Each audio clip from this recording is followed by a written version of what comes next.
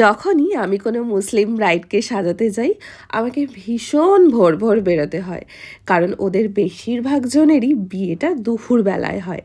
কিন্তু লাকিলি তানিয়া আমার বাড়ির এত কাছে ছিল, আর ওর বিয়েটাও দিনের বেলা না হয়েছিল সন্ধ্যার টাইমটায়। জানো তো, ও আমাকে বুকিং করেছিল আবার সকালের জন্যই, মানে ওর বিয়েটা সেই দিনটায় রিশিডিউল হয়ে আবার সন্ধ্যার টাইমে চলে যায়।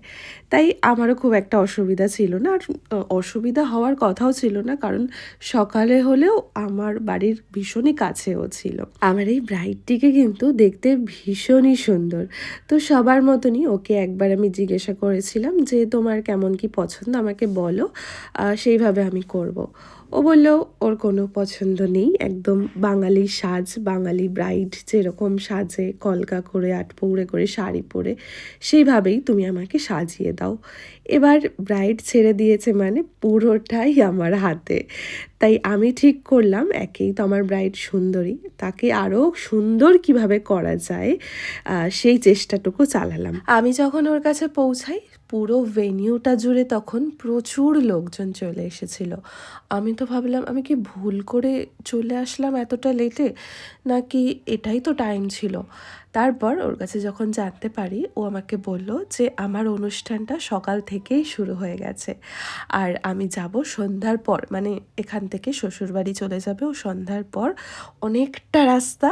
তাই জন্য জাস্ট যাওয়ার আগে কিছু ফটোশ্যুট, তারপরে মালা বদল, এগুলোর জন্য ও এই ব্রাইডাল মেকআপটা করতে চাইছে। হ্যাঁ, এরকমও হয়। আমার বেশ কিছু পুরনো এক্সপিরিয়েন্সে আমার কিছু মুসলিম ব্রাইড ছিল যারা শুধুমাত্র শ্বশুরবাড়িতে যাওয়ার জন্য ব্রাইডাল মেকআপ করেছিল। বিশ্বাস করো, তাদেরকে দেখে আমি একটুও অবাক হইনি, কারণ আমি জানি কিছু কিছু ক্ষেত্রে এরকম মেকআপটা মুখের মধ্যে থাকলে বিয়ে পড়তে অনেক অসুবিধা হয়, মানে বিয়ে পড়া যায় না মুসলিম ব্রাইডদের মতে। একবার তো এক লোকেশনে গিয়ে আমি এত অস্বস্তিতে পড়েছিলাম, তার ও বিয়ে পড়া হচ্ছিল না বলে অনেকটা রাত হচ্ছিল, প্রায় 9টা 10টা 11টা ঘড়ির কাঁটায় বেজেই চলেছিল, কিন্তু বিয়ে তার আর পড়া হচ্ছিল না।